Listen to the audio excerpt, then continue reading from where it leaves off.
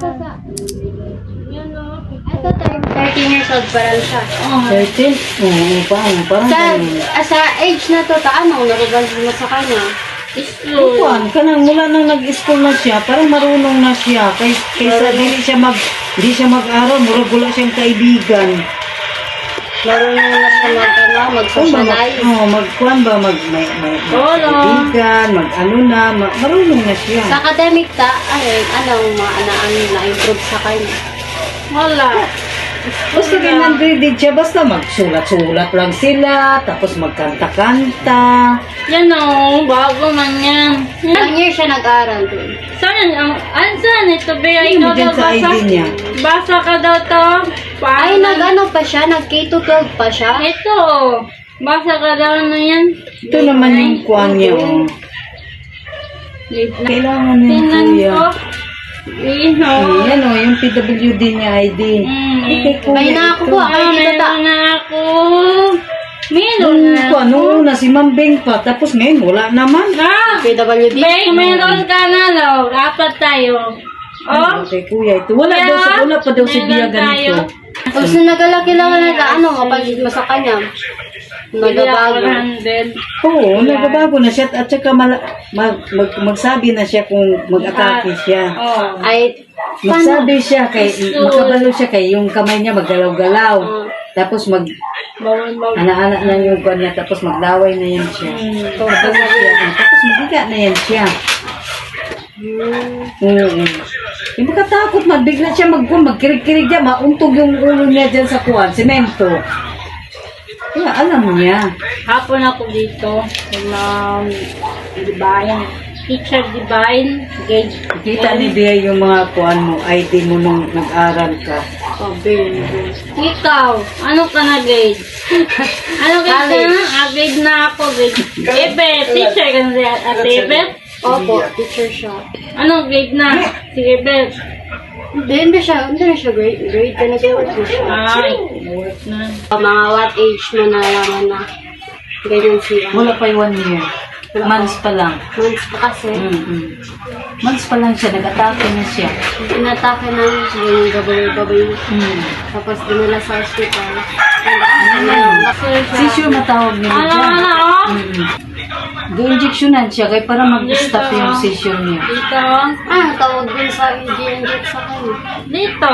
Di ano gani yung tawag sa injectionero, Belde, para mag-stop yung baboy-baboy niya, di? Jadi, Di! Di, tawag ka. Na, hindi namin alam. Hindi namin alam kung anong pangalan ng injection na yun. Basta injection na siya para mag-stop. anong ang Andi na lang. suggestion ng doktor? Kung gani, dapat hindi siya malipasan ng gutom. Kaya kung malipasan siya sa pagkain, yun gani, mag-atake yan siya. Tapos ka kulang din sa tulog. Ganun. Yung medicine niya, since niya katagal yan? Oo. Hapon.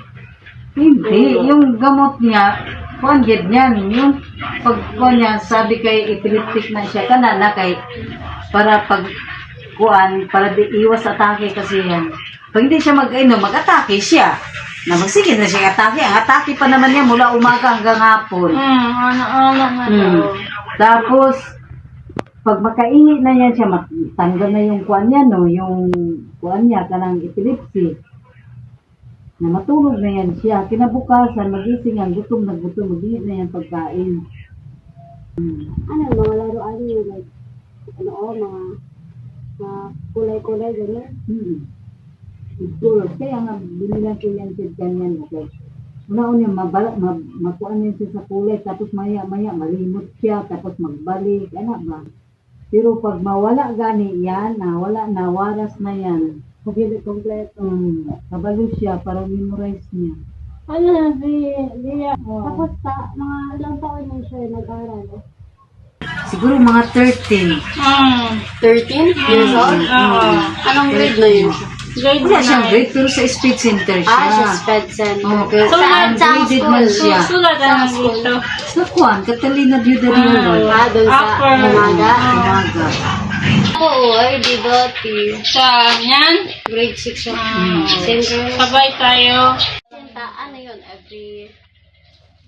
Every Punta lang once, dito. Wala talaga. Basta bago matulog, mag-inom na yan siya. Kaya kung Once a day makalimutan lang yan din. siya. Nung nakaraan, isa sa morning, isa sa gabi. Na. Tapos, hantod nga, kuha na lang namin kay mahala kayo ang gamot ni Robel ngayon. Kaya isa na lang.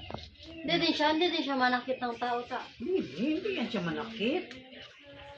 Tulad na. Pala kaibigan. Pala pa kaibigan siya. Tulad ko. Ano siya, madali siya matuto or Madali man siya magkuhan. makalimot lang siya pagkaugma. Kuhan lang, para malimutin. Hapon ako. Kaya kuhan man siya, ID, intellectual disability. Ilang taon siya nabigyan na ito? Basta kay Mambing yan siya nagkuhan, nagkaroon ng ganyan. Kaya kung wala kang ganyan na mag-pay out na, mahirapan ka, di ka makakuha ng pera. Kailangan may ID ka katibayan. Ilan ang natatanggap niyo dyan ta? 2,000. Ano siya, type of disability, intellectual disability talaga yan siya. Kasi madaling makakakuhaan siya, pero madali din siya makalimot. Ito? Bago man to. 5 years ito. Ito. 5 years. Say mo hi. Hi. Gusto pakilala ka. Hello. Say mo ako si... Maya. Sa ano name mo? Ambeng. Ilang taon ka na? Ilang taon ka na? Ben! Hello, ilang taon ka na? Hello. Ambeng. 16.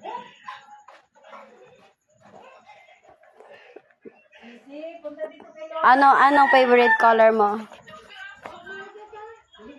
Beng. Beng. Hello. Anong favorite color mo? Ben. Anong favorite color mo? Hello. Anong favorite color mo? Ayan. Ha? Yan. Anong yan? Hello. Favorite color mo? Red. Red? Mm. Ano favorite dress mo? Blue. Favorite toys mo? Huh? Saan ang laruan mo? Ano? Saan? Ano? Sa Tingnan loob. ko ako din. Hapon ako sa eskwelahan. Hapon ka sa eskwelahan? Sino teacher mo? Divine. Hmm? Sa Divine. Teacher Jibine? Dito na sa bahay. Saan ang school mo? Doon. Layo. South ko? Hapon ako doon. Nag-aaral pa ba siya, ta? Nag-aaral pa ba siya? Ano ba yung kamot sa fan? Angat. Bago. Nag-stop nga yan siya. Medicine. Ano yan, Beng? Anong color yan siya? Red. Red? Anong color yan siya, oh? Red nga. Yan, inawak mo. Anong color yan siya? Pink. Pink? Anong color yan? Pink. Pink ba yan? Ano yan? Marami yan. Ito, anong color to? Blue. Tignan mo siya. Anong color to? Red. Oh, ganyan, anong color? Yellow. Oh, Iba yellow daw. yan. Anong color to? Blue. Oh. Tapos ito, anong color? Wala. Yan na. Yan na ilagay. Hindi, tingin ako sa'yo. Anong color to? Blue lahat. Hindi, green. Red. Oh. Tapos, anong color to? Ito. Red. Ito. Pink. Yellow. Ano mo man yan siya? Kana o, pink. Yan, pink. Kani siya green. Yan na ilagay lahat ma. Oo. Pero nakitingnan gani ni ate. Yan, blue. Tapos yan, red. Ikaw mo. Kay, dali na siya malimot sa kuwan. Color. Beng. Rebel. Kailan birthday mo? Ayaw. Kailan birthday mo, Beng? June. June pa. 24. 1999. 1999. Wow. Ano pangalan mo? Leah. Hindi. Ako. pangalan mo? Ambeng. Ombeng. Ilang taon ka na? 16. 16. 27 ka na? Sabi 27. Ngalay ka pa, ate? Ngalay ka pa, anong grade? Mas matang. Grade na ako, grade 10. Hapon. Uy, wala ba? Ilikpit na ni mama. Tapos kanya dito ka, magupit-gupit ka, ha? Tapos na.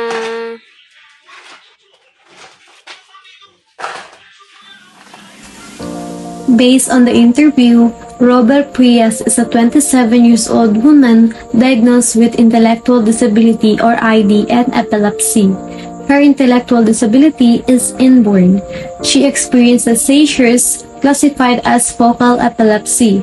Based on the type of medication she is taking, which is phenobarbital.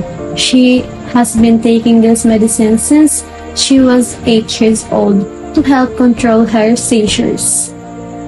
During the observation, she was able to participate in simple learning activities such as playing with her colorful beads toy and cutting small pieces of paper. The colorful beads help her recognize and identify colors while also improving her hand coordination and focus. The cutting paper activity helps develop her fine motor skills. It was observed that she can learn quickly, especially with colors and simple tasks, but easily forgets. She needs guidance, repetition, and supervision during activities. She also needs proper sleep and regular meals because lack of sleep and hunger can trigger her seizure. She attended school in Tunaga starting at the age of 13 and was enrolled in a SPED center instead of a regular grade level.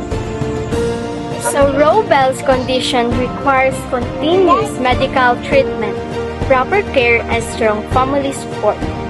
Her epilepsy must be managed carefully through regular medication intake. So despite her intellectual disability and seizures, she shows the ability to learn and respond well when guided patiently, especially through activities like using colorful beads and cutting paper. So with consistent support, such as structured routines and understanding from her family, and also her teachers, so she can continue to develop her skills and maintain her well-being.